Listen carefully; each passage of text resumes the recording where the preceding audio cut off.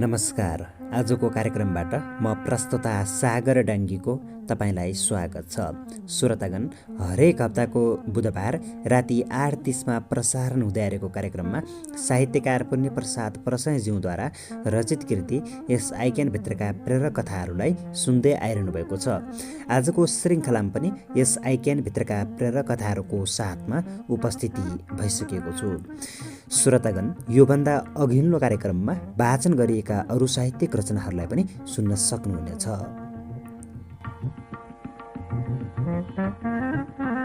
अब वाचन सुरु गर्छु यस आइक्यानभित्रका प्रेरक कथाहरू।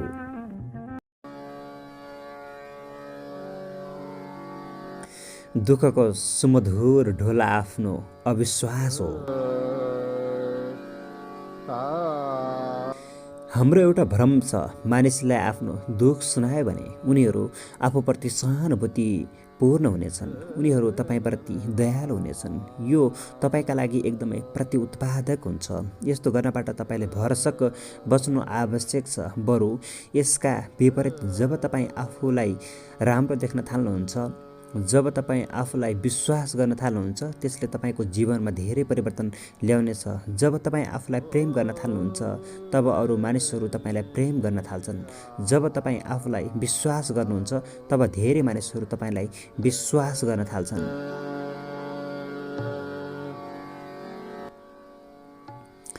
मानिसलाई आफ्नो बर्बादी र कमजोरीका कथा सुनाएर नहिँड्नुहोस्। हामी कुनै गम्भीर रोग लागेको छ भने आफ्नो कुरा सुनाउनुको मजाले, सहानुभूतिको लोभले त्यो रोगबारे बढाइ चढाइ गर्छौँ।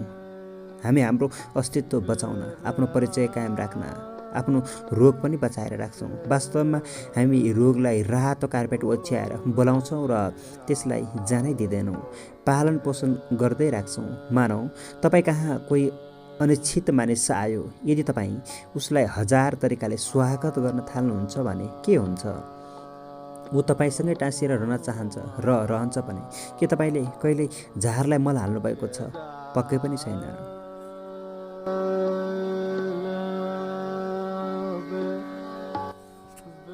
तर जब तपाईँ खेत या बगैँचामा पानी हाल्नुहुन्छ, तब यो फैलन थाल्छ।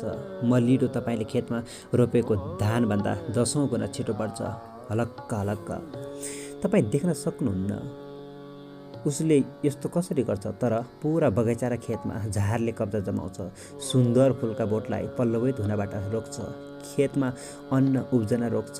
त्यो तपाईँले फुल बालीलाई हालेको मल जलले बढ्छ। अति भयो भने विचार नगरी पानी हाल्न छोडिदिनुहोस्। अनिश्चित झारलाई खान नदिएर नष्ट गर्नुपर्छ।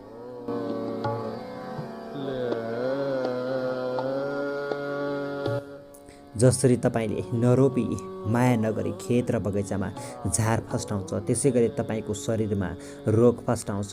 तपाईँ थाहै नपाई रोगलाई आमन्त्रित गर्नुहुन्छ र बारम्बार त्यसबारे कुरा गरेर पालन पोषण पनि गर्नुहुन्छ। तपाईँ रोग मात्र होइन, अरू बर्बादी पनि यसै गरी थाहै नपाई बोलाइरहनु भएको हुन्छ। जसरी झारलाई पानी नदिएर सुकाउन सकिन्छ, त्यसै गरी तपाईँ रोग, गरिब, दुःख र असफलतालाई उसका बारेमा नसोचेर वा व्यवस्था गरेर भगाउन सक्नुहुन्छ। जुन कुरा तपाईँलाई मन पर्दैन त्यसको कुरै नगर्नुहोस्। नचाहेको कुराबारे मनमा सोच्नै आउन नदिनुहोस्। एउटा कुरा सदैव याद राख्नुहोस्, जे कुरा तपाईँ बारम्बार सोच्नुहुन्छ त्यो तपाईँको जीवनमा प्रकट हुन्छ, चाहे त्यो सकारात्मक होस् या नकारात्मक। तपाईँका यस्ता नकारात्मक कुरामा मानिसलाई रुचि छैन। यस्ता कथाले मानिसहरू तपाईँसँग दिगदार मान्नेछन्। चाँडै तपाईँले आफूलाई एक्लो पाउनुहुनेछ। साथीहरूले त छोड्ने नै भए, श्रीमती वा गर्लफ्रेन्डले पनि तपाईँलाई छोड्यो भने छक्क नपर्नु होला। उनीहरूले तपाईँलाई जति सक्दो छिटो छोडेनन् भने उपहारमा उनीहरूले पनि त्यो रोग पाउने निश्चित छ।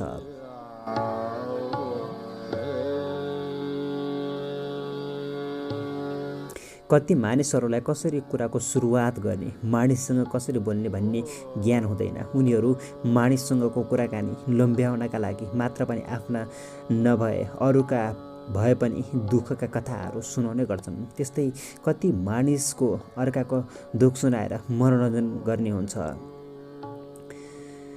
यदि तपाईँ जीवनमा सफल हुन चाहनुहुन्छ भने निराशा, दुःख, नकारात्मक कुरा गर्ने बानी र यसरी मनोरञ्जन लिने बानी त्याग्नुपर्छ।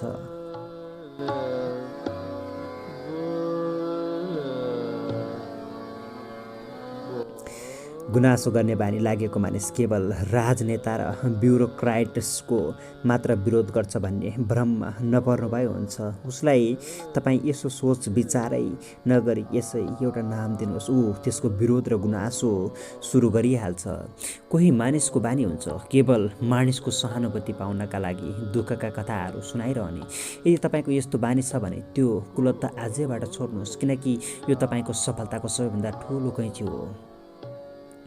यदि यस्तो तपाईँ बारम्बार गर्न थाल्नु भयो भने तपाईँसँग काम गर्न राजी भएको मानिस पनि टाढिनेछ। दुखी, नकारात्मक र असफल मानिससँग कोही पनि काम गर्न चाहँदैन। त्यसकारण जब तपाईँ मानिससँग भेट्नुहुन्छ उससँग उसको रुचि भएको विषयमा कुरा गर्नुहोस्। तपाईँले कुरा गर्ने व्यक्तिको रुचिको विषयमा तपाईँले थाहा पाउनुभयो भने त्यसले तपाईँलाई निकै फरक पार्छ। एकपटक विचार गर्नुहोस् कि तपाईँ त्यो व्यक्तिलाई रुचाउनुहुन्छ जो तपाईँसँग भेट हुन साथ दुःख, पीडा र गुनासाको बिस्कुन फिजाउँछ। पक्कै पनि तपाईँ उसलाई परे राख्ने प्रयास गर्नुहुनेछ।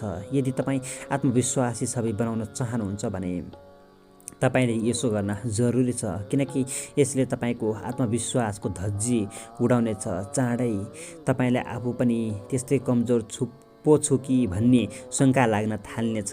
व्यापारमा टाढ पल्टेको मानिस तपाईँ कहाँ आउँछ र सधैँ आफ्नो सर्वनाशको कथा सुनाउन थाल्छ भने तपाईँको मनमा पनि बिस्तारै एउटा शङ्का बलशाली भएर जाग्न थाल्नेछ। म पनि यसरी टाढ पल्टेँ भने, म पनि फेलियर भएँ भने। यस्ता कुराले आत्मविश्वास डगमगाउने गर्छ, आफैप्रति नकारात्मक भइनेछ। त्यसैले जति सक्दो छिटो यस्ता मानिससँग दूरी बढाउनुहोस्। यदि पहिलो पटक कोही तपाईँको सुझाव दिन आएको हो भने तपाईँ उसलाई राम्रैसँग सम्झाउन सक्नुहुन्छ। भन्नुहोस्, मलाई तपाईँको कुरा सुनेर एकदमै दुःख लाग्यो, अथवा सङ्घर्ष गर्न नछाड्नु। अभ्यासले मानिसलाई पर्फेक्ट बनाउँदै लाने हो।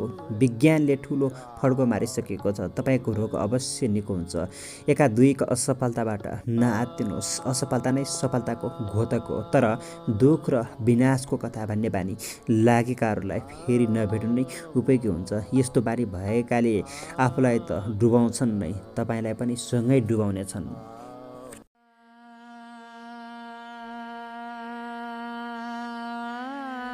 Law of attraction.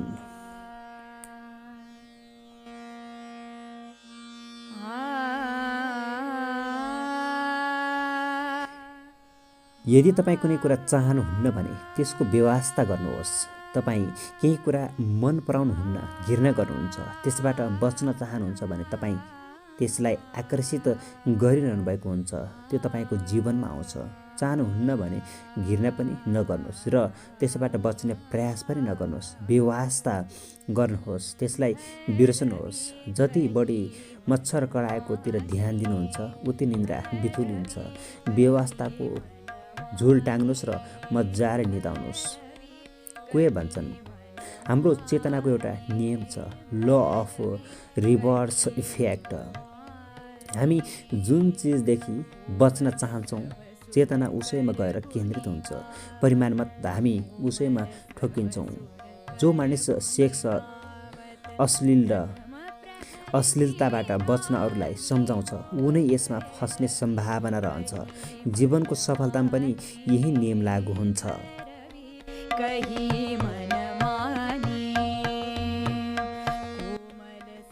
तपाईँ जे चाहनुहुन्छ त्यो तपाईँतिर आउनेछ।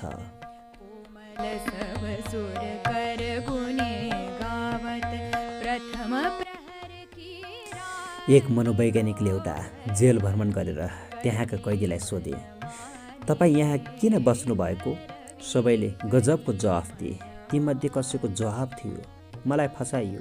उनीहरूले मलाई चारैतिरबाट आक्रमण गरे, चिन्नमा गल्ती गरे। त्यो म नभएर अरू नै कोही थियो।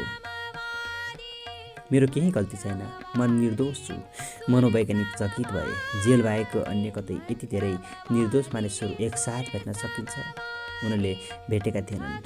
असफल मानिसका कथा पनि त्यस्तै हुन्छन्। उनीहरू समयमा निर्णय लिने, लक्ष्य बनाउने र कार्य गर्ने गर्दैनन्। अनेकौँ बहाना बनाएर भाग्छन्। हजार बहाना हुन्छन् उनीहरूसँग र भन्छन्, मलाई परिवारबाट सपोर्ट मिलेन, उच्च शिक्षाका लागि मसँग पैसा थिएन, साथीहरूले नै मलाई बिगारे, रोगको कारणले म अगाडि बढ्न सकिनँ, मलाई आफन्तले नै धोका दिए, त्यसबेला समय नै सही थिएन, देशको हालत ठिक थिएन। यस्ता हजारौँ बहाना हुन्छन् असफल मानिससँग। एक लुजरको असफलतामा ऊ बाहेकहरू सबै कारक हुन्छन्। लुजरले आफू बाहेकहरू सबलाई गलत देख्छ, तर सफल मानिसका कथाहरू यसको ठिक विपरीत हुन्छन्। सफल मानिस जब कुनै काम बिग्रन्छ तब ऊ सबैभन्दा पहिला कमजोरी आफूमा खोज्छ। एउटा मानिसले आफ्ना बाबुआमालाई एकैसाथ मारेछ। जब उसलाई अदालतमा सजाय तोकिन लाग्यो तब उसले न्यायाधीशसँग भनेछ, म अनाथ हुँ, मलाई माफी दिनुहोस्।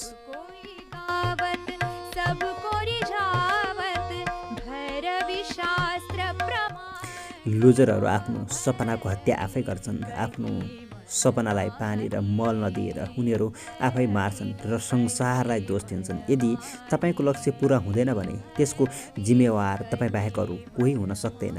जिम्मेवारबाट नपन्चिनुहोस्। एकपटक फेरि प्रयास गरेर हेर्नुहोस्। आफ्नो सपना अनुसार काम सुरु गरेर हेर्नुहोस्। बाबुआमा मारेर आफूलाई अनाथ ठान्ने बच्चा जस्तो नबन्नुहोस्। खारेज गर्नुहोस् सारा बहानाहरूलाई। सफलता ध्रुव सत्य छ। महान सपना नदेख्नु जति ठुलो अपराध हो, सपना देखेर त्यसमा काम नगर्नु त्योभन्दा ठुलो अपराध।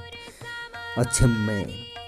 तपाईँले पनि कति मानिस भेट्नुभएको होला जो भनिरहेका हुन्छन्, ओहो यसो त धेरै पहिला मैले पनि सोचेको थिएँ, उफ मैले त्यसै बेला यो काम सुरु गरेको भए मालामाल हुने रहेछु। यसो भन्ने मानिसहरू सपना त देख्छन् तर आफ्नो सपना अनुसार कहिल्यै काम सुरु गर्दैनन्। कदाचित सुरु गर्न उठे भने पनि डराएर अगाडि बढ्ने हिम्मतै गुमाउँछन्।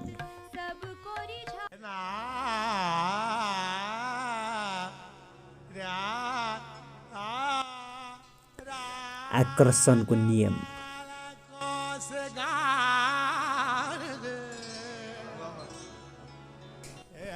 आकर्षकको नियमले कसरी काम गर्छ पहिले यही बुझौँ। बाटोमा एउटा बन्द टेन्ट छ, त्यसको ढोकामा लेखिएको छ, यहाँभित्र हेर्न सख्त मनाइ छ। यो सूचनाले मनमा एक किसिमको आकर्षण जन्मन्छ। बाटो हिँड्ने सबैलाई त्यहाँ हेर्न मन लाग्छ, तर त्यहाँभित्र के छ भनेर सबैका आँखा छलेर त्यसैले हेर्छ, जसको मस्तिष्क तीव्र रूपमा आकर्षित हुन्छ, रोक्नै नसक्ने गरी, र ऊ कोही नभएको मौका छोपेर त्यहाँ हेर्छ। जब सिकारो केटो पहिलो पटक साइकल कुदाउन सडकमा निस्कन्छ उसलाई राजमार्ग पनि सानो लाग्छ। साइकल कुदाउँदै गर्दा उसको आँखा विशाल सडकको बिचमा रहेको एउटा सानो ढुङ्गामा पर्छ। त्यस ढुङ्गामा ठोकिनु पर्ने कुनै आधार छैन। ढुङ्गाको दायाँ बायाँ ठुलो ठाउँ खाली छ। साइकल त के कुरा, ठुला ठुला बस पनि सहजै पार हुन्छन् त्यस ढुङ्गाको छाउबाट। केटो सडकको बिचमा त्यो ढुङ्गामा नठोकिने दृढ विचार बनाउँछ। पुरा बाटो खाली छ तर ऊ जति ढुङ्गाको छेउमा पुग्छ उसको साइकल त्यति नै ढुङ्गातिर सोझिन थाल्छ। केटो डराउन थाल्छ अनि त्यस ढुङ्गामा नठोकिने विचारलाई ऊ दृढ बनाउँदै जान्छ। ढुङ्गामा नठोकिने विचार जति दृढ बनाउँछ त्यति नै ढुङ्गातिर सोझिन्छ साइकलको पाङ्रो, र अन्तमा केटाको साइकल सिधै गएर ट्वाङ्ग ढुङ्गामा बजारिन्छ। केटो लड्छ। यो सब कसरी भयो?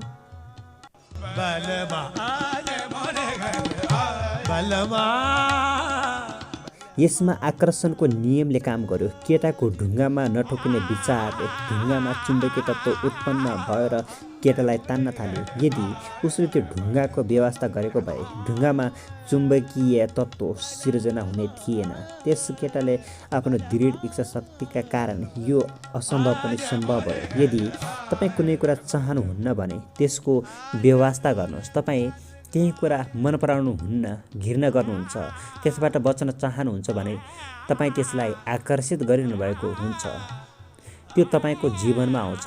चाहनुहुन्न भने घृणा पनि नगर्नुहोस् र त्यसबाट बच्ने प्रयास पनि नगर्नुहोस्। व्यवस्था गर्नुहोस्, त्यसलाई बिर्सनुहोस्। जति बढी मच्छर कराएतिर ध्यान दिनुहुन्छ, उति निन्द्रा बितोलिन्छ। व्यवस्थाको झुल ट्याङ्नुहोस् र मजाले निदाउनुहोस्। कोही भन्छन् हाम्रो चेतनाको एउटा नियम छ, ल अफ रिभर्स इफेक्ट। हामी जुन चिजदेखि बच्न चाहन्छौँ चेतना उसैमा गएर केन्द्रित हुन्छ, परिमाण मात्र हामी उसैमा ठोक्किन्छौँ। जो मानिस सेक्स अश्लीलताबाट बच्न अरूलाई सम्झाउँछ उनै यसमा फस्ने सम्भावना रहन्छ। जीवनको सफलतामा पनि यही नियम लागू हुन्छ। जब तपाईँ कुनै कुराको तीव्र इच्छा राख्नुहुन्छ तब त्यो चिजमा तपाईँलाई तान्ने शक्ति उत्पन्न हुन्छ, जसले तपाईँको काम सहज भएर जान्छ। यदि तपाईँ नकारात्मक इच्छा उत्पन्न गर्नुहुन्छ भने त्यहाँ पनि लागू हुन्छ आकर्षणको नियम।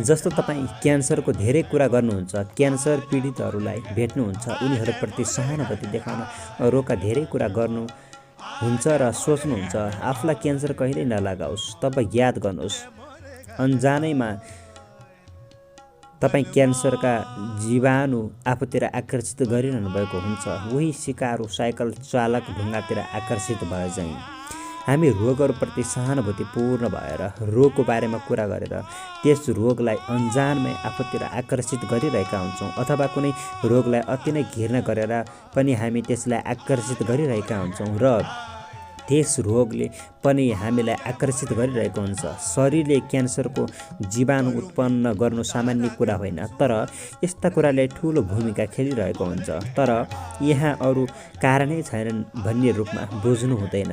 सफलतामा पनि यही नियम लागू हुन्छ। आकर्षणको यो नियमले जीवनमा हर वखत काम गरिरहेको हुन्छ। त्यसकारण असफलता या सफलता केलाई आकर्षित गर्ने र के प्रति आकर्षित हुने त्यो हाम्रो हातमा छ। तपाईँ जे चाहनुहुन्छ त्यो तपाईँतिर आउनेछ। सम्पन्नता चाहे सम्पन्नता, विपन्नता चाहे विपन्नता, कहाँसम्म भने रोग पनि तपाईँले बोलाएपछि, तपाईँले आकर्षित गरेपछि मात्र आउँछ।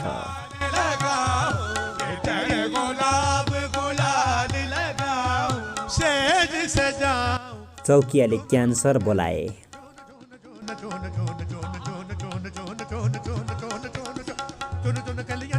एक स्वस्थ मानिस थिए चौकिया। एक दिन एउटा उटपट्याङ ज्योतिषले उनलाई भनिदियो, तिमीलाई क्यान्सर लाग्छ र त्यसैले मर्छौ। ज्योतिषको यस्तो कुरा सुनेदेखि चौकियालाई आफ्नो स्वास्थ्यप्रति शङ्का लाग्न थाल्यो। जब उनी शरीरमा गाँठो महसुस गर्थे तब उनलाई क्यान्सरको शङ्का लागिहाल्थ्यो। उनी त्यो ज्योतिषले भनेको कुरा जल्जल्ती सम्झिरहन्थे। क्यान्सर रोगको विचार उनको मस्तिष्कमा घुमिरहन्थ्यो। उनले थाहा पाएसम्म उनको पुर्खामा पनि क्यान्सर थिएन। बिस्तारै उनको मनमा रोगको डरले जरा गाड्न थाल्यो। यसबाट उनको भोक तिर्खा पनि कम हुन थाल्यो। ठिकसँग खाना नखानाले र पौष्टिक आहारको अभावमा शरीरको शक्ति पनि घट्न थाल्यो। यसरी उनको राम्रो स्वास्थ्य बिग्रियो।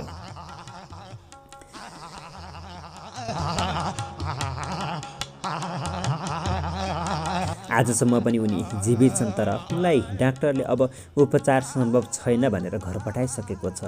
जब उनलाई जचाउन लगियो तब उनको क्यान्सर अन्तिम अवस्थामा थियो। यसरी एउटा मानिसले हुलिदिएको आशंकाले उनले आफ्नो शरीरमा क्यान्सर आमन्त्रण गरे। विज्ञानले प्रमाणित गरेको छ, यदि शरीरको कुनै विशेष अङ्गमा आफ्नो पुरा ध्यान केन्द्रित गर्ने हो, त्यहाँ विचार एकीकृत गर्ने हो भने त्यो अङ्गमा रक्त सञ्चार तीव्र हुन्छ। रक्त सञ्चार छिटो गराउने यो तरिका धेरै पटक प्रयोग गरिसकिएको छ। कुनै रोगको आशंका या भएको विचारले शरीरको त्यो भागमा लचकता ल्याइदिन्छ र डरका कारण त्यही आशंकित रोगको लक्षण देखिन थाल्छ। तपाईँ बारम्बार रोगको कुरा गर्नुहुन्छ, रोगको कल्पना गर्नुहुन्छ या यस्तो कुरा गर्ने मानिसहरूका कुरा रस लिएर सुन्नुहुन्छ भने तपाईँ पनि निकै छिटो त्यो रोगले ग्रसित हुने सम्भावना बढेर जान्छ।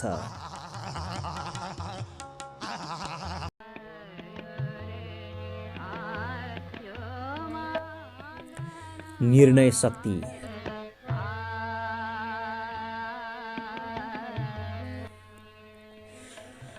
सफलताका लागि सबैभन्दा महत्त्वपूर्ण कुरा हो तपाईँ आफूलाई विश्वास गर्नुहोस् र बाहिरी तत्त्वबाट विचलित नबन्नुहोस्। कसैले छी कति नराम्रो लुगा, कति नसुहाएको भन्न साथ निराश भनेर आफ्नो दिन खत्तम नपार्नुहोस् या लुगा बदल्न घरतिर नदौडिनुहोस्। त्यो लुगा तपाईँले मन पराएर लगाउनु भएको हो।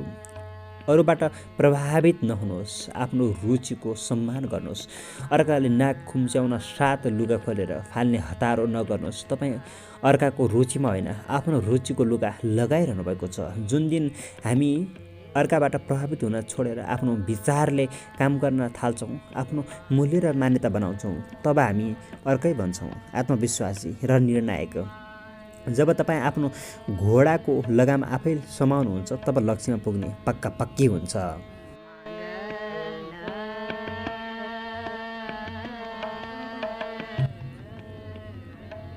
आफ्नो ड्राइभर आफै बनाऊ।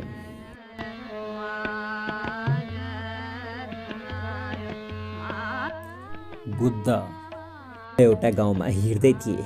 केही मानिस उनी भएको ठाउँमा जम्मा भए जो उनका विरोधी थिए। उनीहरूले बुद्धको अपमान गरे, उनलाई गाली गरे। बुद्धले सबै कुरा सुनेर भने, अब मलाई अर्को गाउँमा पुग्नु छ, त्यसैले यदि तिमीहरू जे भन्न आएका थियौ भनिसकेको भए म यहाँबाट जान सक्छु।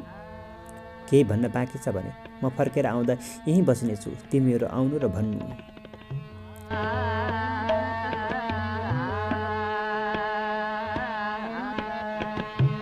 उनीहरू चकित भए, केही बुझ्न सकेनन्। उनीहरूले बुद्धको अपमान गरिरहेका थिए, तर त्यसले बुद्धलाई केही असर गरेन। उनीहरूले भने, हामीलाई अरू केही भन्न बाँकी छैन, हामी त तपाईँको अपमान गरिरहेका छौँ, तपाईँलाई गाली गरिरहेका छौँ। बुद्धले भने, तिमी त्यो गर्न सक्छौ, तर यदि मेरो प्रतिक्रियाको अपेक्षा छ भने तिमीहरू ढिलो आयौ। 10 वर्ष पहिला यी शब्द लिएर आएका भए म पनि प्रतिक्रिया जनाउँथेँ, तर मैले क्रिया गर्न मात्र सिकेको छु। अब म आफ्नो मालिक हुँ। तिमीहरूले मलाई कुनै कुरामा बाध्य पार्न सक्दैनौ। तिमीहरू फर्केर जाऊ। अब मलाई विचलित बनाउन पनि सक्दैनौ। मलाई अब कसैले अशान्त बनाउन सक्दैन। मैले आफ्नो केन्द्र जानिसकेको छु। केन्द्रको यो ज्ञान हाम्रो अवचेतनमा प्रतिस्थापित भयो भने यसले हामीलाई आफ्नो मालिक बनाइदिन्छ। केन्द्रको ज्ञान अर्थात् आफ्नो ड्राइभर आफै बन्ने ज्ञान। यसपछि हामी अरूबाट सञ्चालित हुँदैनौँ। जब कुनै काम गर्ने दृढ सङ्कल्प गर्छौँ तब अर्काले केही भनेको भरमा पछि हट्दैनौँ। जीवनमा कुनै पनि क्षेत्रमा जाने मानिसका लागि यही नियम लागू हुन्छ। जब मानिस अरूबाट प्रभावित हुन छोड्छ, आफ्नो विचारको सम्मान गर्न थाल्छ, तब मात्र उसले सपना पुरा गर्न सक्छ। आफैप्रति तपाईँको सम्मानको निर्धारण के कुरामा हुन्छ भने तपाईँ अहिले के हुनुहुन्छ होइन, तपाईँको अवचेतनले आत्मछवि कस्तो रूपमा स्वीकार गरेको छ। किनकि तपाईँको अवचेतनले आत्मछवि जस्तो रूपमा खिचेको छ, भविष्यमा तपाईँ त्यस्तै बन्नुहुनेछ। अवचेतनमा पराजित हरुवा छवि बनेको छ भने हार निश्चित छ, जितको विजयको छवि निर्मित छ भने विजय निश्चित छ। तपाईँको अवचेतनमा सधैँ तपाईँको आदर्श र वास्तविक प्रदर्शनको बीचमा तुलना जारी रहन्छ। जब कुनै पनि बेला तपाईँ आफूलाई आफ्नो आदर्शको नजिक पाउनुहुन्छ तब तपाईँ आफ्नो विषयमा उत्साहित बन्नुहुन्छ, तपाईँ आफ्नो नजरमा उच्च बन्नुहुन्छ, तपाईँ खुसी र सन्तुष्ट महसुस गर्नुहुन्छ र मुख्य कुरा तपाईँ आफ्नो ड्राइभर आफै बन्न थाल्नुहुन्छ। जबसम्म तपाईँको आत्मछवि बनेको हुँदैन तबसम्म तपाईँमा बाहिरी प्रभाव गहिरो पर्छ।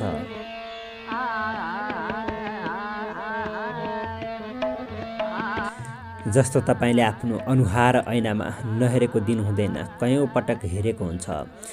तपाईँलाई राम्रोसँग थाहा छ आफू कस्तो छु, आफ्नो नाक कस्तो छ भन्ने कुरा, तर बाटोमा कसैले तपाईँलाई ओहो तपाईँ त आज कति सुन्दर देखिनु भएको, या लौ आज त तपाईँ कस्तो नराम्रो देखिनु भएको भन्यो भने तपाईँ तुरन्त प्रभावित हुनुहुन्छ।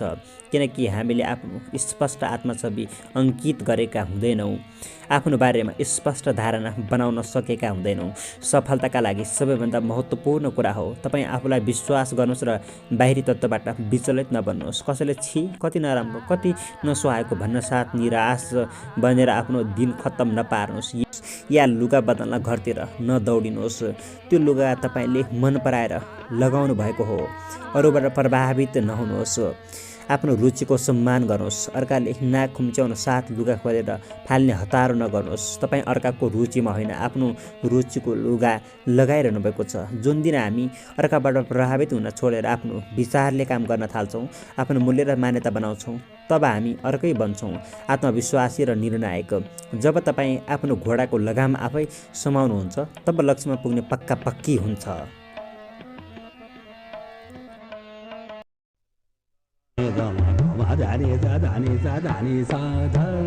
खसी होइन, सुँगुर।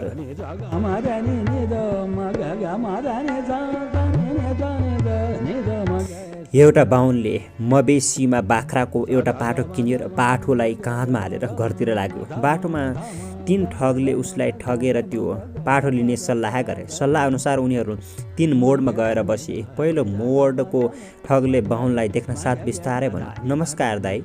बाहुनले नमस्कार फर्कायो। ठगले भन्यो, निकै राम्रो सुँगुरको पाठो पाउनु भएछ, कतिमा किन्नुभयो दाई? बाहुन बाजेको कनपारा तात्तियो, के वाहियात कुरा गरेको? यो सुँगुर होइन, बाख्राको पाठो हो। म बाहुनको छोरो भएर कतै सुँगुर छौँला? दाइ पनि रिसाइहाल्नुहुन्छ। दाम भन्न मन नलागे नभन्नुहोस् न, करै त के छ र? देख्यो कुरा भन्ने हो क्यारे?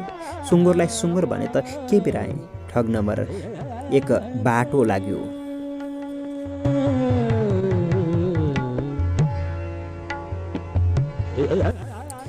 बाहुन बाजे पनि बाटो लागे, तर उनको मनमा शङ्का भयो, कतै मलाई त झुकाएन त्यो विक्रेताले। आजको जमानामा कसको के विश्वास गर्न सकिन्छ र? केही पर पुगेपछि बाटो भुइँमा राखेर चेक जाँच गर्यो र ऊ ढुक्क भयो। के को सुँगुर हुन्थ्यो? बिचरो सुँगुर र बाख्राको पाठो पनि चिन्दो रहेनछ। ऊ पाठो काँधमा हालेर अघि बढ्यो। अर्को मोडमा पुगेपछि अर्को ठग करायो, ओहो, सुँगुरको पाठो त कायदाको फेला पार्नु भएछ नि दाइ, कतिमा किन्नुभयो? अब भने बाहुन तर्सियो, तै पनि करायो, वाहियात कुरा गर्छौ तिमी? बाख्राको पाठो देखि सुँगुर भन्छौ, तर उसको स्वरमा कुनै प्रभाव थिएन, कामेको थियो स्वर। हन ए बाजे, तपाईँ बाहुन भएर सुँगुर बोक्ने अनि मैले दाम सोद्धा उल्टै मलाई थर्काउने? बाहुनले बोक्दैमा सुँगुर खसी हुने त होइन क्यारे? क्या ठिस बाहुन रहेछ बा। झर्किँदै ठगले बाटो ततायो। अब चाहिँ बाजेको हङ्सले ठाउँ छोड्यो। बाहुन भएर यसरी सुँगुर बोकेर हिँड्दा इज्जतको त नामो निशान रहँदैन। उसले पाटो भुइँमा राखेर फेरि हेऱ्यो राम्ररी। कता कता उसलाई यो पाटो सुँगुरकै पो हो कि जस्तो पनि लाग्यो। जे होस्, धेरै कुरा सुँगुरसँग मिल्ने खालकै देखियो। दुई जनाले यसै भनेको त पक्कै होइन होला। मलाई त्यो व्यापारीले झुक्काएको पनि हुन सक्छ, एक मनले सोच्यो। फेरि अर्को मनले सोच्यो, तर त्यत्रो बजारमा कसैले बाख्राको पाठो भनेर कसरी सुँगुरको पाठो बेच्ने हिम्मत गर्छ? होइन, यो सुँगुर त हुँदै होइन। ती केटाहरू झुक्किए। बाजेले बिस्तारै पाठो उठाएर फेरि काँधमा हाल्यो। तेस्रो मोडमा पुगेपछि भने उसको विश्वास पुरै डगमगायो जब अर्को मानिसले उसलाई झपार्यो। बाहुनको छोरो भएर सुँगुरको पाठो काँधमा हालेर हिँड्न लाज लाग्दैन? हन, तपाईँलाई इज्जतको ख्याल छैन होला, तर हामीलाई त छ नि। तपाईँले गरेको धार्मिक अनुष्ठान कसरी पवित्र हुन्छन्, यो कुरा म गाउँमा सबैलाई भन्छु।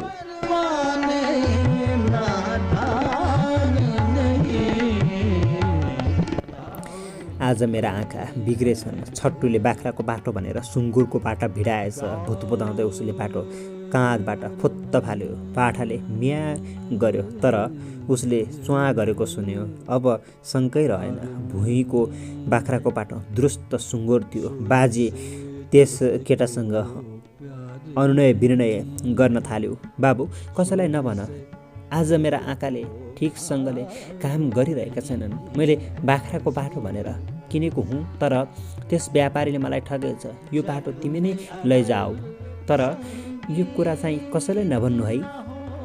केटो नमान्ने कुरै थिएन। बाजे ठगिएको पीर मान्नुभन्दा इज्जत बचेकोमा खुसी हुँदै घरतिर लाग्यो। आफूलाई विश्वास नगरेर अर्काको मतमा विश्वास गर्नेको हालत त्यही बाहुनको जस्तै हुन्छ। ऊ जिन्दगीभरि ठगिन र दुखी हुन अभिशप्त हुन्छ। त्यसैले आफ्नो विचारमा अडिन र आफूलाई विश्वास गर्न सिक्नुहोस्। आफूलाई विश्वास नगर्नेले कहिल्यै लक्ष्य पाउन सक्दैन।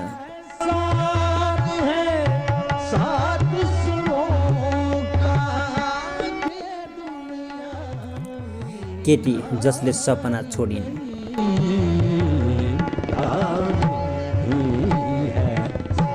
कुनै गाउँमा एकपटक एउटा नाच मण्डली गयो। मण्डली आएको थाहा पाएर एउटी सुन्दरी खुब रमाइन्। उनी नाच्न सिपालु थिइन्। उनीसँग महान नृत्यङ्गना बन्ने ठुलो सपना थियो।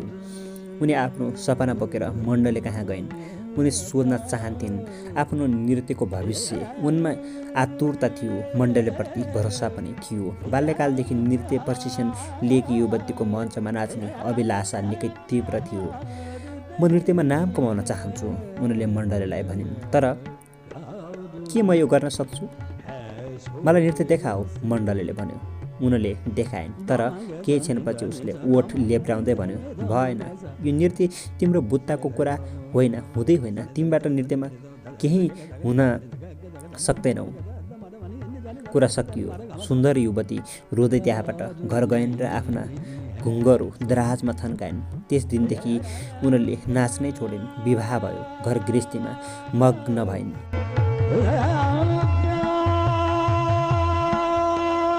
धेरै वर्षपछि त्यो नृत्य मण्डली फेरि गाउँमा आयो। सुन्दर युवती अब बुढी भइसकेकी थिइन्, तथापि उनको मनमा नृत्य गुरुलाई भेट्ने इच्छा जागेर आयो। किशोर अवस्थामा नृत्यङ्गना बन्ने रहर बोकेकी महिला, जसको कञ्चट तिल चाम्ले भइसकेको थियो, फेरि गइन् र मण्डलीलाई भेटिन्। तपाईँले त्यस दिन त्यसो भनेपछि मैले नाच्नै छोडेँ। मनमा दुःख थियो, सपना छोड्नु परेकोमा। तपाईँको त्यो कुरा अहिलेसम्म मेरो मनमा काँडाको खिल झैँ बिचिरहेछ। झिकेर फ्याँक्नै सकिनँ। बोल्दा बोल्दै उनी रुन थालिन्। आँसु पोछेर बिस्तारै भनिन्, तपाईँले किन त्यसो भन्नुभएको? ओहो, तिमीले त धेरै राम्रो नाचेकी थियौ। त्यसो भन्ने त मेरो बानी हो। मैले त यसै भनिदिएको थिएँ, तिमीले नाच्नै पो छोडेछौ, मण्डलीले भन्यो। तर यो राम्रो होइन, उनी चिच्याइन्। तपाईँले मेरो जिन्दगी बर्बाद गर्नुभयो, मेरो सपना चकनाचुर पार्नुभयो। नत्र आज मेरो नाम दुनियाँमा प्रख्यात हुने थियो, म महान नृत्यङ्गना हुने थिएँ। घर पुगेर पनि उनी खुब रोइन्, किनकि कसैले यसै भनिदिएको कुरामा लागेर उनले आफ्नो सपना छोडेकी थिइन्। कमजोरी उनकै थियो। त्यसैले कसैले भन्यो भन्दैमा आफ्नो सपना नछोडौँ। ती युवतीको जस्तो भुल गर्नु हुँदैन। सपना कुनै पनि हालतमा छोड्नु हुँदैन। तर कुनै दिन यसै भनिदिएको कुराले जीवनमा कायापलट पनि हुन सक्छ। यदि तपाईँले सोधेको मानिस प्रेरक छ भने, त्यसकारण सुझाव लिने बेलामा तपाईँले निकै विचार पुर्याउनु पर्छ।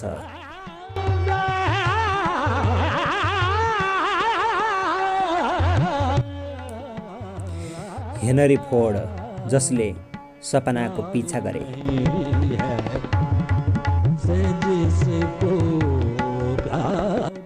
सन् 1863 जन्मिएका हेनरी फोर्ड सानैदेखि मेसिनका कुराहरूमा चासो लिन्थे। घरमा पुराना घडीहरू बनाउँथे। बाबुलाई खेतमा काम गर्न सघाउँथे। दाउरा चिर्ने, गाई दुहुने, घोडालाई दाना पानी दिने आदि उनको दैनिकी थियो। 12 वर्षकै उमेरमा फोर्ड हलो जोत्न थाले। हेनरीलाई यसै जीवन बितेको चित्त बुझेन। 28 वर्षका युवा हेनरी भाग्य खोज्न डेट्राइट गए। नभन्दै त्यहाँ उनको भाग्य चम्कियो। उनी साइकलको काम गर्न थाले। पहिला उनले पङ्चर टाल्ने काम गरे। बिस्तारै साइकलको पसल खोले। एक दिन हेनरी फोर्डले बाबुसँगै टाँगामा जाँदै थिए। अर्कोपट्टिबाट एउटा वाफले चल्ने इन्जिन आयो। त्यस्तो इन्जिन नदेखेकोमा हेनरीले त्यो इन्जिन रोकेर राम्ररी हेरे। घुमी घुमी हेरे। उनले त्यसका चालकलाई धेरै कुराहरू सोधे। त्यहीँबाट उनले मोटर बनाउने विचार आयो।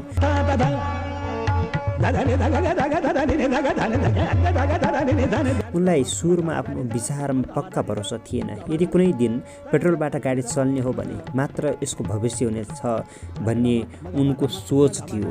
यो कुरामा पक्का हुनका लागि उनी एकपटक वैज्ञानिक थोमस अल्वा एडिसनलाई भेटेर यो कुरा सोध्न चाहन्थे। फोर्डले यो प्रश्न गर्दा घोडाले तान्ने गाडीको युग थियो। त्यस समय एउटा सामान्य मानिसले एडिसनलाई भेट्नु कुनै साधारण कुरा थिएन। एडिसनले भटाभट अनेका आविष्कारहरू गरेर ख्याति मात्र होइन, अकुत सम्पत्ति पनि कमाइसकेका थिए। फोर्ड भने कसरी एडिसनलाई भेट्ने होला भनेर रातो दिन कल्पनामा डुबे।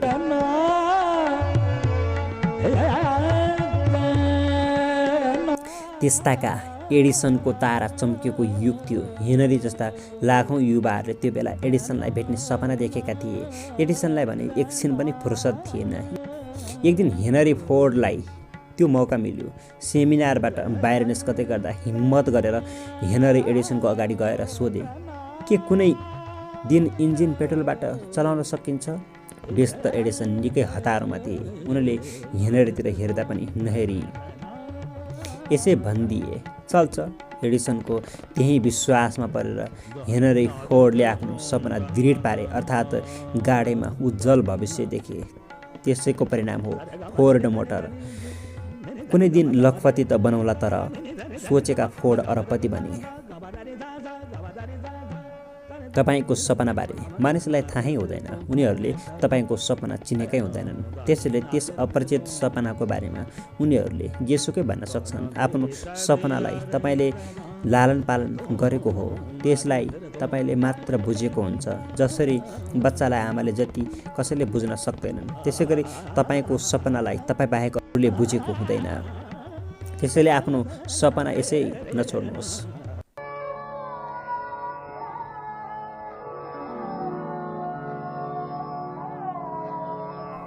बिउलाई विशेषज्ञले भन्दा बढी खेतले चिन्छ।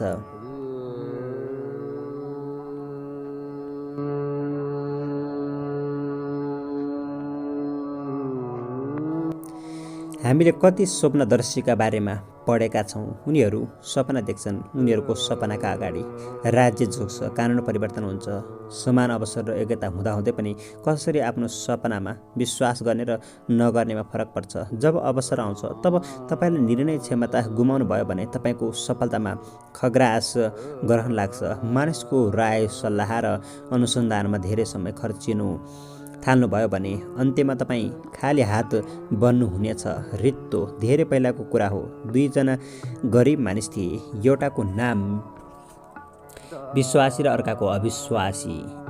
केही सहयोग माग्न एक दिन उनीहरू राजा कहाँ गए। राजाले भिक्षा बन्द गरेका थिए। भिख माग्नु अपराध थियो त्यो राज्यमा। भिख माग्ने र दिने दुवैलाई मृत्युदण्ड हुन्थ्यो। शरम अनिवार्य गरेका थिए राजाले। भोकले छटपटाएपछि दुवैजना दरबारमा पुगे र आफ्नो दुखेसो राजालाई सुनाए। राजाले उनीहरूलाई बिउ दिए, फेरि सहयोग नमाग्ने शर्तमा। खेत त उनीहरूको थियो नै। ती दुवै खुसी भए। जब वर्षा हुन थाल्यो, दुवैले खुब मेहनत गरेर खेत खने। बाँझो खेत जोतेर हिलो बनाए। खेत मलिलो थियो। राजाले दिएको अब्बल बिउ पनि थियो उनीहरूसँग। अब उनीहरूको भविष्य उज्जवल थियो। उनीहरू त्यो बिउलाई केही महिनापछि 100 गुणामा परिणत गर्दै थिए।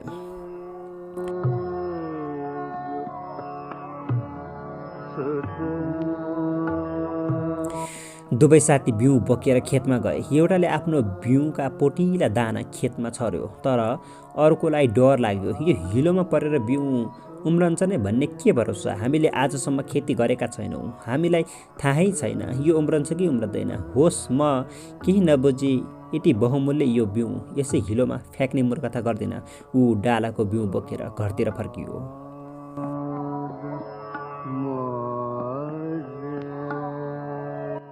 बाटोमा उसको भेट एक यावरसँग भयो।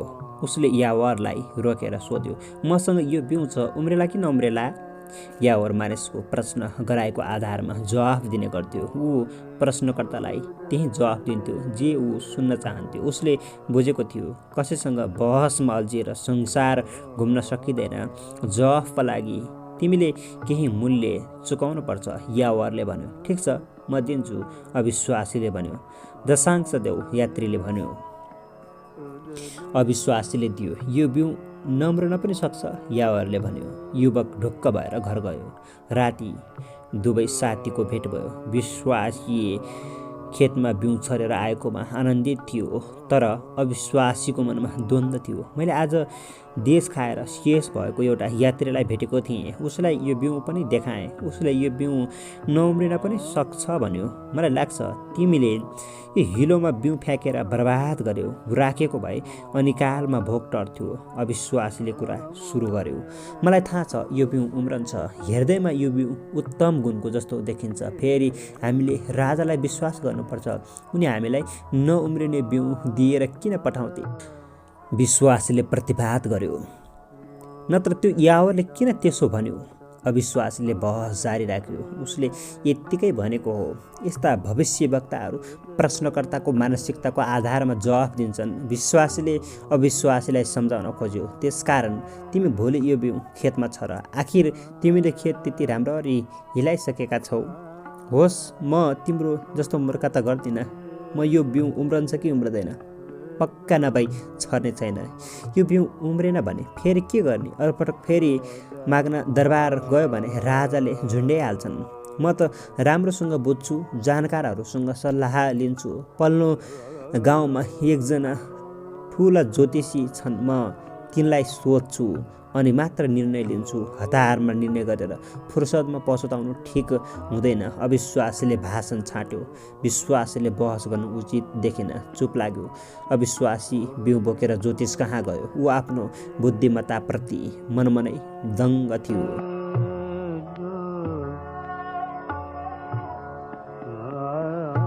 ज्योतिषीले बिउ परीक्षणका लागि 25% दिनुपर्ने माग राख्यो। अविश्वासी राजी भयो। ज्योतिषले पनि यावरकै जस्तो कुरा गर्यो। बिउ उम्रिने सम्भावना त्यति नै छ जति नउम्रिने सम्भावना। यसका लागि तिमीले माटो पनि परीक्षण गराउनुपर्छ। माटो परीक्षणका लागि तिमीले आधा बिउ दिनुपर्छ। त्यसमा पनि राजी भएको अविश्वासी परीक्षणका लागि माटो लिन खेततिरै फर्कियो। घरमा अविश्वासी र विश्वासीको फेरि चम्का भेट भयो। आफूले बुद्धिमत्तापूर्ण काम गरेको भनेर अविश्वासीले विश्वासीलाई गफ दियो। यसपालि पनि विश्वासीले बहस गर्न चाहेन। अविश्वासीले माटो पनि परीक्षण गरायो, तर त्यसपछि पनि बिउ उम्रिने नउम्रिने ठोस जवाफ आएन। अब उसले आफ्नो बिउ उम्रिने नउम्रिने कुरा सहरमा गएर ठुलो ज्योतिषीलाई देखाएर पक्का गर्ने निधो गर्यो। ठुलो ज्योतिषी अविश्वासीको हातमा राजाको खेतमा लगाउने उन्नत जातको बिउ देखेर लोभियो र बिउको भविष्यवाणी गर्न झोलाको सबै बिउ माग्यो। अविश्वासले बिउ उम्रन्छ कि उम्रदैन भन्ने थाहा पाउनु थियो। त्यसैले उसले त्यो कुरा स्वीकार गर्यो अनि ठुलो ज्योतिषीले सोध्यो, तिमीसँग अरू यस्तो बिउ छ कि छैन? छैन, अविश्वासीले भन्यो। मैले यो बिउ उम्रन्छ कि उम्रदैन भनेर अनुसन्धान गरेरै सकेँ। बचेको बिउ यति हो। अविश्वासीले खाली झोला टकटकायो। त्यसो भए ढुक्क भएर जाऊ। तिमीले जे सोचेका थियौ त्यो नै सही हो, ठुलो ज्योतिषले भन्यो। अविश्वासी आनन्दले घर फर्कियो। अनुसन्धानमा निकै दिन बितेका थिए। अविश्वासीलाई हतार भएको थियो आफ्नो बुद्धिमत्तापूर्ण निर्णय विश्वासीलाई सुनाउन। विश्वासीलाई भेट्टासाथ उसले भन्यो, अनन्त मैले पत्ता लगाएरै छोडेँ। बिउ नउम्रिने रहेछ। तिमीले हिलोमा बिउ फ्याँकेर ठुलो मूर्खता गर्यौ। विश्वासीले केही बहस गरेन। तिम्रो बिउ खोइ सोध्यो। त्यो त मैले अनुसन्धानमै सकेँ, अविश्वासीले गर्वका साथ भन्यो। तिमीले ठिक गरेनौ। विश्वासीले यति मात्र भन्यो। त्यो बिउ नउम्रिने थियो। मैले जति ज्योतिषलाई भेटेँ ती सबैले यही भने, तिमीले ठुलो मूर्खता गर्यौ। अविश्वासीले बहस गर्न थाल्यो।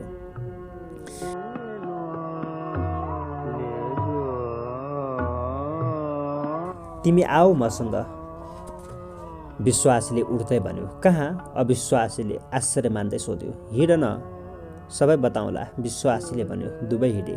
विश्वासीले अविश्वासीलाई एउटा हरियो खेतको अगाडि लगेर भन्यो, ला आफ्नै आँखाले हेर, यो कसको खेत? अविश्वासी चकित भयो। यो हरियो मेरो खेत हो। त्यो बाँझो चाहिँ तिम्रो खेत। दुनियाँलाई सोचेर बुझेर आफ्नो बिउ सक्नुको साटो यो खेतमा छरेर अलि दिन पर्खेको भए परिणाम आफ्नै आँखाले देखिहाल्ने थियो, विश्वासीले भन्यो। अविश्वासीले टाउको समायो। विश्वासीले फेरि भन्यो, जब तिमीसँग बिउ सकिन्छ तब त्यो उम्रिने नउम्रिने थाहा पाएर के हुन्छ? तिमी जस्तो अर्कालाई होच्याउन आफ्नो बुद्धिमत्ता प्रमाणित गरी हिँड्नेको अन्त्य यसै गरी हुन्छ।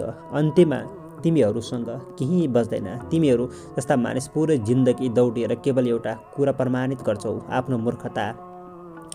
अब टाउको समाएर नबस, आऊ खेत गोडमेल गर्न मलाई सहयोग गर। तिम्रो 1 वर्ष खेर गयो, तर जिन्दगी अझै बाँकी छ। अर्को वर्षमा तिमीलाई बिउ दिन्छु।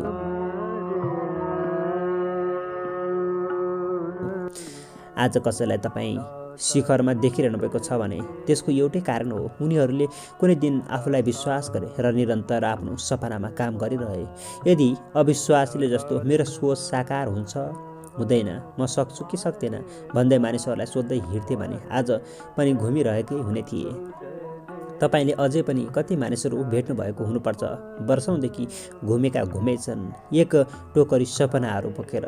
तिनीहरू त्यही अविश्वासी किसान जस्तै हुन्। अबको 10 वर्षपछि पनि तपाईँले तिनीहरूलाई भेट्नुभयो भने केवल सपना बोकिरहेको तर कहिले काम सुरु नगरेको अवस्थामा पाउनुहुनेछ। उनीहरूलाई किन त्यत्रो महत्त्वपूर्ण प्रोजेक्टरमा काम नगरेको भनेर सोध्नुहुन्छ भने उनीहरू जवाफ दिनेछन्, म अनुसन्धान गर्दैछु। तपाईँ चाहिँ कदाचित यस्तो नगर्नुहोला। पहिले सपना देख्नुहोस् र विश्वासका साथ त्यसैका पछि लाग्नुहोस्। अनुसन्धान नै नगर्नुहोस् पनि होइन, तर पुरा जिन्दगी अनुसन्धानमै नबिताउनुहोस्। आफ्नो दृढ विश्वासमाथि काम सुरु गर्नुहोस्, अनुसन्धान होइन। सुरुवात सानो गर्नुहोस्, त्यसैले तपाईँलाई सिकाउनेछ। यदि हामी बिउ छर्न डरायौँ भने हाम्रो हालत त्यही अविश्वासीको जस्तै हुनेछ, जस्तो बिउ सकेर अरूको खेतमा झार उखेल्नु पर्ने। यसको मतलब हामी आफ्नो सपना अरूलाई बुझाएर उसको जागिरदार बन्न पुग्नेछौँ।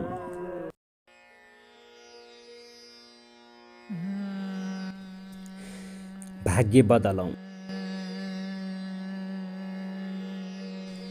सबै कुरा भाग्यको खेल रहेछ भनेर विधाताको भर पर्नुहुन्छ भने तपाईँभन्दा उल्लु यो ब्रह्माण्डमा खोजेर पाइँदैन। गफाडीको एउटै उद्देश्य हुन्छ, तपाईँलाई दुखी बनाउने। उनीहरूले डिङ हाक्नुको एउटै कारण हो, तपाईँका मनमा चिन्ता जगाउनु। त्यसकारण उनीहरूका ठुला कुरामा होइन, आफ्नो सपना र मेहनतमा विश्वास गर्नुहोस्। बिना प्रयास केही प्राप्त हुँदैन। मेहनत गर्नुहोस्, अभ्यास गर्नुहोस्, अनि मात्र सफलताको ग्यारेन्टी हुन्छ। विशेष योग्यताको भ्रममा नपर्नुहोस्। अभ्यास नै सबै कुराको स्रोत हो।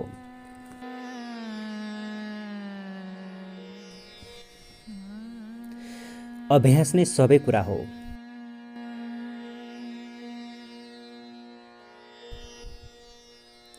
हामीलाई के भ्रम छ भने तिनै मानिसहरू महान काम गर्न सक्छन् जोसँग विशेष खालको योग्यता छ। वास्तवमा विशेष योग्यता भन्ने कुरा भ्रम मात्र हो। मानिस महान तब बन्छ जब ऊ कर्ममा आनन्दित भएर निरन्तर लागिरहन्छ। निरन्तरको अभ्यासबाट मानिसले महान सफलता प्राप्त गर्छ। त्यसैले अभ्यास नै सबैभन्दा प्रमुख हो। यसलाई जिन्दगीको मूल मन्त्रमध्ये एक बनाउनुहोस्। अभ्यास नै सबै कुरा हो। तपाईँ निष्काम भावले निरन्तर कर्ममा लागिरहनुपर्छ। सफलताका लागि अभ्यास र निरन्तरताको प्रमुख भूमिका हुन्छ। मानिसहरू भन्ने गर्छन्, म त क्लासमा सरले पढाउन साथ बुझिहाल्छु, मेरो त जिनमै थियो, त्यसैले मलाई केही कठिन भएन। सबै भाग्यको खेल हो। म केही गर्दिनँ तर पनि मेरो प्रमोसन हुन्छ। म त जाँचको बेला मात्र पढ्छु तर फर्स्ट नै हुन्छु आदि।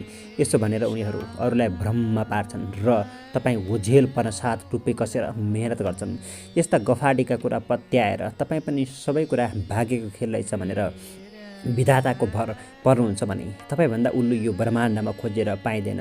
गफाडीको एउटै उद्देश्य हुन्छ, तपाईँलाई दुखी बनाउने।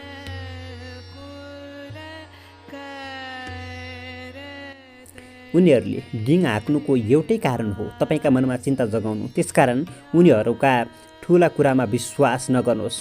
आफ्नो सपना र मेहनतमा विश्वास गर्नुहोस्। बिना प्रयास केही प्राप्त हुँदैन। मेहनत गर्नुहोस्, अभ्यास प्राप्त गर्नुहोस्, अनि मात्र सफलताको ग्यारेन्टी हुन्छ। विशेष योग्यताको भ्रममा नपर्नुहोस्। अभ्यास नै सबै कुराको स्रोत हो। यसलाई मूल दर्शन बनाउनुहोस्। तपाईँले याद गर्नुभएको होला, पहिलोपटक साइकल चलाउँदा कस्तो भएको थियो। तपाईँ राम्रोसँग बसी पनि सक्नु भएको थिएन, साइकल ढल्यो। अर्काले पछाडिबाट साइकल समाउँदा पनि तपाईँले अगाडि बढाउन सक्नु भएन। साइकल धेरै पटक लड्यो। बिस्तारै तपाईँले अर्काको सहयोगमा अगाडि बढाउन जान्नुभयो। त्यसपछि लरबरिँदै भए पनि अरूको सहयोग बिनै अगाडि बढाउन सक्नुभयो। केही दिनको अभ्यासपछि एक्लै कुदाउन सक्नुभयो। आज तपाईँ राम्ररी साइकल चलाउनुहुन्छ। तपाईँलाई साइकलमा कलाबाजी देखाउनेहरूको बारेमा पनि थाहा होला। सानो ठाउँमा र भर्याङमा चलाउने मात्र होइन, बडो रोचक कला देखाउन सक्छन् उनीहरू। लाग्छ उनीहरूमा साइकल चलाउने यो गुण जन्मजात थियो, तर होइन, उनीहरू पनि कुनै दिन तपाईँ जस्तै थिए। यो सब अभ्यासले भएको हो। त्यसैले तिनी मानिसहरूले महान काम गर्न सक्छन् जोसँग विशेष खालको योग्यता हुने गर्छ भने म त हामीलाई मूर्ख बनाउने तर्क मात्र हो।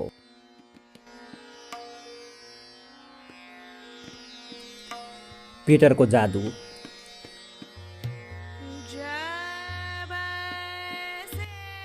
पिटर पोल प्युबेन्स चित्रकार हुन्। करियरको उत्तरार्धमा उनका पेन्टिङ्सको माग निकै बढ्यो। माग अनुसारको आपूर्ति बढाउन उनले एउटा सिस्टम बनाए। उनले ठुलो स्टुडियोमा दर्जनौँ राम्रा पेन्टरहरूलाई राखेका थिए। तीमध्ये एउटा कपडा बनाउन निकै माहिर थियो भने अर्को पृष्ठभूमि बनाउनमा। यस्तै अरू क्षेत्रका विशेषज्ञ पनि थिए त्यहाँ। उनको स्टुडियोमा एकैपटक धेरै चित्रमा काम गरिन्थ्यो। जब कुनै महत्त्वपूर्ण ग्राहक स्टुडियो हेर्न आउँथ्यो तब प्युबेन्स त्यो दिन काममा राखेका पेन्टर्सलाई बिदा दिन्थे। जब ग्राहकहरू बालकोनीबाट हेर्थे तब उनीहरू प्युबेन्सले अविश्वसनीय तीव्रता र ऊर्जाका साथ कयौँ पेन्टिङमा एकसाथ काम गरिरहेको देख्थे। यो मानिस त असाधारण रहेछ भनेर उनीहरू अचम्मित हुन्थे। उनीहरूको दिमागमा हरेक समय पिटर पोलको कामको तीव्रता नाच्थ्यो। उनीहरू सोच्दै हुन्थे, कस्तो विलक्षण प्रतिभा, यति थोरै समयमा यति धेरै मास्टरपिस बनाउन सक्छ। हो, हामीलाई पनि पिटर पोलले जस्तै भ्रममा पारिएको हुन्छ र हामी त्यसैलाई पत्याएर आफूलाई केही योग्यता नभएको मान्ने भ्रममा रहन्छौँ। यस्तो भ्रम मैले पनि पालेको थिएँ कुनै बेला।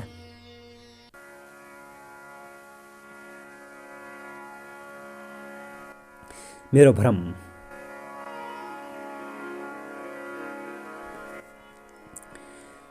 म 7 कक्षामा पढ्थेँ। एउटा साथी थियो, प्राय क्लास भइरहने, तर ऊ पढाइमा एकदमै लापरवाह थियो। पढ्ने कुरा गर्यो कि उसको कन्पारो तातिहाल्थ्यो। भन्थ्यो, मसँग पढाइको कुरै नगर, लास्ट बोरिङ कुरा हो यो। जाँचको हप्ता अघिदेखि पढ्ने हो, जति आउँछ लेख्ने हो। ऊ फिल्मका कुरा गर्न रमाइलो मान्थ्यो। उसले नहेरेको फिल्म नै थिएन जस्तो लाग्थ्यो हामीलाई। क्लासमा पनि सरले पढाउँदा ऊ उँघिरहन्थ्यो। हरेक पिरियडमा उसलाई सरहरू झपार्थे, तर ऊ सधैँ फर्स्ट हुन्थ्यो। हामी सबैलाई, यहाँसम्म कि सरलाई पनि के लाग्थ्यो भने ऊ वास्तवमै जिनियस छ, विलक्षण। सबैतिर यस्तै मेसेज पुगेको थियो उसको प्रतिभाका अगाडि। अरू सबै फिक्का लाग्थे। एक दिन बजारतिर उसकी आमासँग भेट भयो। हामी साथीहरूले उसकी आमासँग उसको बारेमा कुरा गऱ्यौँ। तब जिल्ला आराम यति सकित कि आमाको कुरा पत्याउनै सकिएन। हामीसँग फुटबल खेल्न नआएर उसले जुन दिन सिनेमा हेर्न जानु छ भनेको थियो त्यो दिन ऊ घरमै कोठा थुनेर पढै थियो। ऊ राति सिधै 11 बजेसम्म पढ्थ्यो र बिहान पनि 4 बजे नै उठेर पढ्ने गर्थ्यो। ऊ कोर्स बुकभन्दा बाहिरका कुरा कहिल्यै पढ्दैन थियो। न त उसलाई कुनै सिनेमाप्रति नै रुचि थियो। सिनेमाको कथा ऊ अर्काबाट सुनेर भन्थ्यो र कक्षामा उभिने कुरा पनि उसको बहाना थियो। ऊ उघेको नाटक मात्र गर्थ्यो, ध्यानले सुनिरहेको हुन्थ्यो। अरूलाई बेवकुफ बनाउनका लागि मात्र थियो त्यो उसको नाटक। उसकी आमाको कुरामा विश्वास नलागेर एक रात हामी उसै कहाँ गयौँ। उसको कराएर पढ्ने बानी। त्यो रात पनि ऊ पढिरहेको थियो। आफ्नै बानी अनुसार मम्मी चाहिँ कराइरहेकी थिइन्। ए सुत के बाबु, फेरि अस्तिको जस्तै ज्वरो आउँछ। उसँग हामीभन्दा बेग्लै प्रतिभा केही थिएन। बस ऊ हामीलाई भ्रममा पारेर भुलाउन चाहन्थ्यो कि ताकि हामी कसैले पनि उसलाई जित्न नसकौँ। ऊ फर्स्ट हुन्थ्यो, विलक्षण प्रतिभाका कारण नभएर। कठोर परिश्रमले। त्यसैले अर्काको लहलैमा नलाग्नुहोस्, कठोर मेहनत गर्नुहोस्। तपाईँ केही बन्नुहुन्छ भने तपाईँको अभ्यास र श्रमले बन्नुहुनेछ।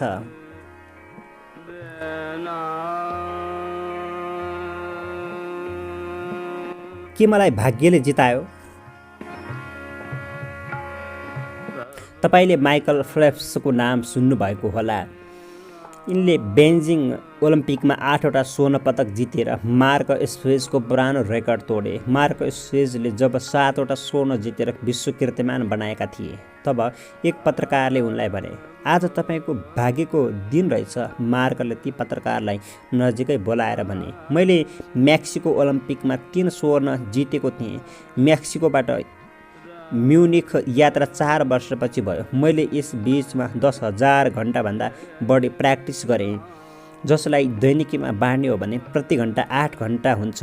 अबको 4 वर्ष अभ्यास नगरी केवल दिनको 8 घन्टा पानीमा बस्नुहोस्, तपाईँको शरीर सुक्छ। अब भन्नुहोस्, के मलाई भाग्यले जितायो? भाग्य तपाईँको जीवनको सफलताको निर्धारक होइन, निर्धारक हो तपाईँको अभ्यास। एथलेट्सहरू 15 वर्षको तयारी गर्छन् केवल 15 सेकेन्डको पर्फर्मेन्सका लागि।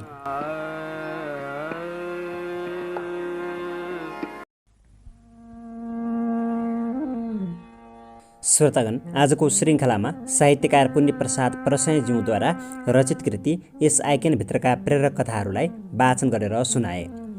आजको श्रृङ्खलामा वाचन गरिएका यस आइकेनभित्रका प्रेरक कथाहरू तपाईँलाई कस्तो लाग्यो? कृपया जस्तो लाग्यो त्यस्तै सल्लाह र सुझाव पनि प्रदान गर्न सक्नुहुनेछ। हस्त आजको श्रृङ्खलामा यति जेलसम्म सुनेर साथ दिनुभएकोमा हार्दिक धन्यवाद। अब अर्को श्रृङ्खलासम्मका लागि आजको श्रृङ्खलाबाट म प्रस्तोता सागर डाङ्गी बिदा हुन्छु। नमस्कार, शुभ पल, शुभ क्षण।